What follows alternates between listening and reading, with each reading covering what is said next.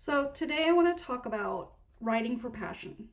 And this is a topic I'm actually passionate about. I'm really enthusiastic about this because I was dabbling into the writing to market for a while, but I could never go fully into writing to the market because I was just never interested enough to really.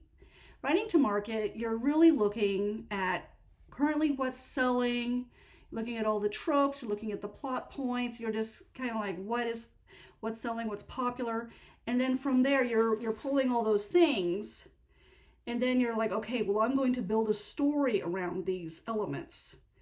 And for me, so for those writers, and some of them do it really well, I guess like what they're really interested in and stuff like that doesn't really factor into the writing, but they manage to pull it off, and some of them do very well at it. But I have always been more along the lines of when I was trying to write to market, I'd always had to be something I was interested in, because if I wasn't interested in it, I could not finish the story and I couldn't get very far into it anyway.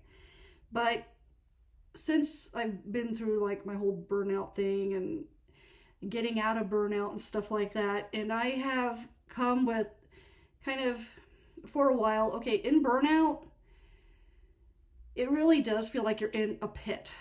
And I know I talked about it on another video, but I don't know, like if you haven't been through it, it's so awful to be there when writing is something that you've loved ever since you were a kid.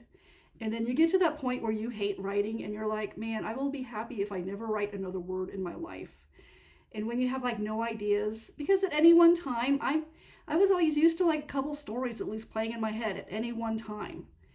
And then when just like you're just blank and there's nothing there, and that was actually pretty scary, but also really depressing. I think more depressing than scary, because you think, man, I lost that one passion, that one thing I've had, that one constant in my life. You know, when everything else changed around me, that was the one thing I had to lean on for the writing. So for a lot of the writers out there who grew up loving the storytelling world and writing and reading and all that stuff, I think you understand what I'm talking about. Like, this is something that's just like, it's a core part of you.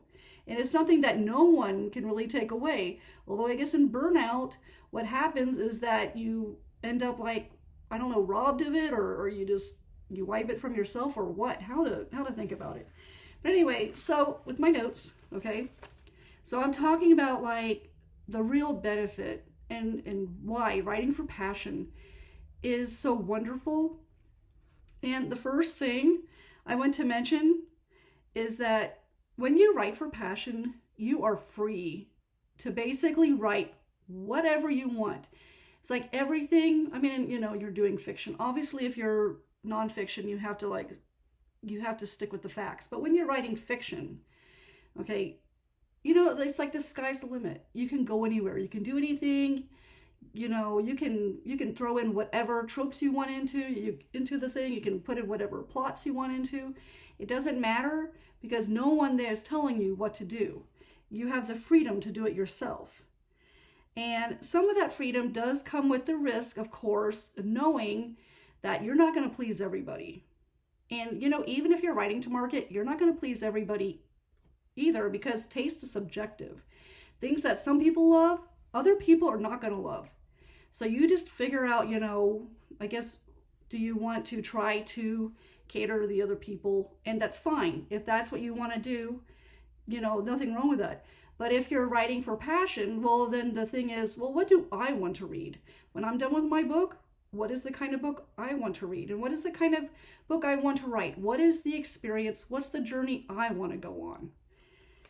And like I said, some of this is not going to be popular with people, so you got to kind of expect that. Because if you write long enough and you get enough books out there and you get enough people reading your stuff, you're going to hear from people and they're going to let you know what they don't like. Now, on the flip side, you will also hear what they do like. So it's not like that. And it is more positive. You will get more positive feedback than negative feedback. It just seems like the negative feedback is like so much louder, you know, because we can like get 10 compliments, but then we'll think about that one thing that someone said that they didn't like. And I think that's kind of normal. We just kind of fixate on the negative, because I think years ago in psychology when I was in college, I think they're like the first memory someone usually has is something negative. We just tend to remember the negative. Not everybody has their first memory being negative, but I think they were saying, like the teacher was saying, like most people. So we're just kind of geared towards that. So let's see. I'm going back to my notes. But I guess what you have to do is you have to think when you're writing for passion. And when you're writing the story you want to tell. I think something you have to keep in mind, because it is, we have this tendency to want to please people and to make people happy with our stuff. And we can't always do that. So I think one of the things, kind of on a conscious level, you have to ask yourself, okay, well, what do I want in this story?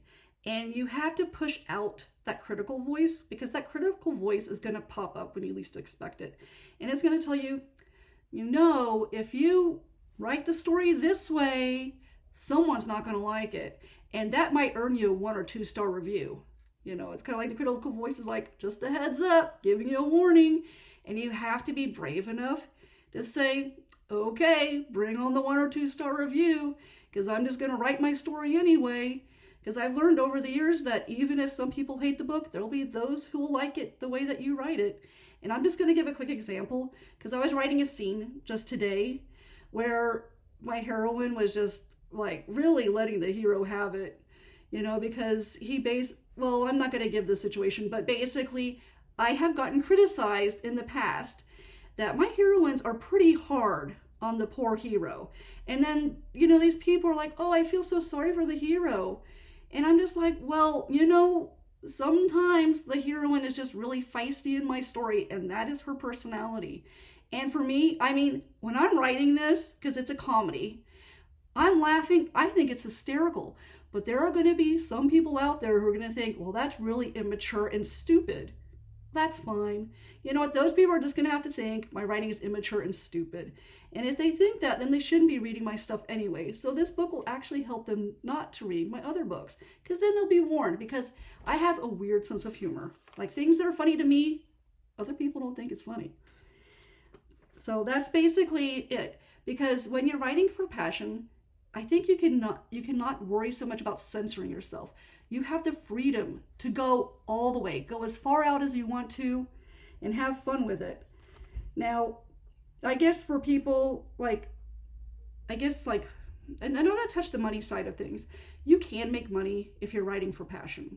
That's because we always think, well, if you really want to make money with your writing, you have to basically write to market. It is impossible to make any money writing for passion. Well, that's not necessarily true, because I know plenty of people who write to market and they're not making the money they want to. Now, will you make more money writing to market? I guess, are your chances better? I guess one could argue that. I don't think I have any proof on it. Maybe. Okay, we'll just say maybe. And let's say it is. Okay, let's say that if you were to write more to the market and you were to censor yourself so that you make sure that most people are going to be happy with your book, you're not going to upset most people with your book, or like they'll like it because this is popular, this is trendy, this is tropey, whatever. Maybe you'll make more money that way. But then I would ask you, are you happy doing that? Is this fulfilling you? Because money is important. Okay, I'm not going to say it's not important, because that's a lie. But I think also we tend to ignore how important it is that we have joy and fun with what we're doing. So, I guess it's a trade-off. Maybe it's a trade-off. To me, the freedom outweighs the money on it. But that's why I write for passion, right? And another thing, when you're looking at writing for passion, is not only you can pick like the kind of characters, the action, the plots and everything, but you can also be more free, I think, with your voice and developing your voice and making your voice come through. Because I think at the end of the day, a writer's voice is as unique as a fingerprint. And I think this is our greatest defense against AI, because there is this thing where AI is taking, the software. I don't understand how it all works, but just the idea that AI is creating stories and they're taking other authors' work, sometimes even without permission, that they're pulling this stuff and then they're creating stories off of it. Well, if you have a unique enough voice, I think that, and you're willing to write stuff for passion, I think you're more likely to be unique enough where when a reader falls in love with your work, AI cannot compare to it. That this is something that the reader is not going to be able to find somewhere else. And I just think of like, I mean, there are certain like, maybe there's, just think of like your favorite actor, maybe your favorite podcaster. Usually there is a unique personality trait that that person brings that you can't find anywhere else. Like there's a reason that they resonate with you on some level. And I think our books, when we're writing for passion, I think that we can connect in with that, like with those the feelings. And I think there is a bond, and it's weird. I do think there's a bond that develops between the author and the reader. When the reader loves the author's work, I think there's a connection there because something about story, the way the storytelling world works, and pulling someone into a story. The author, when you're writing for passion, you're putting yourself into it. But then the reader on their end, they're putting themselves into the story too. It becomes a very emotional kind of connection. And I know that probably sounds bizarre, but I think that is also something that makes like the writing for passion and finding those people that love the works that we do for passion. I think that actually creates something just really meaningful. Like when you actually do communicate with the people and then you find out they love your work and you get to communicate with them and get to know them and stuff. And then you kind of become friends, I think, because you kind of like the same thing, right? So anyway, I'm just saying, I think writing for passion is better. In my opinion, it's better than writing to market just because of that. However, I mean, there will be other people who could argue, and probably rightfully so, that writing to market's better. It's just kind of what we all like, and we're all different. And I think instead of listening to people tell us, well, we should be one way or we should write a certain way, I think we should be willing to say, you know what, that may work for you and that other person over there, but this other way is going to work best for me.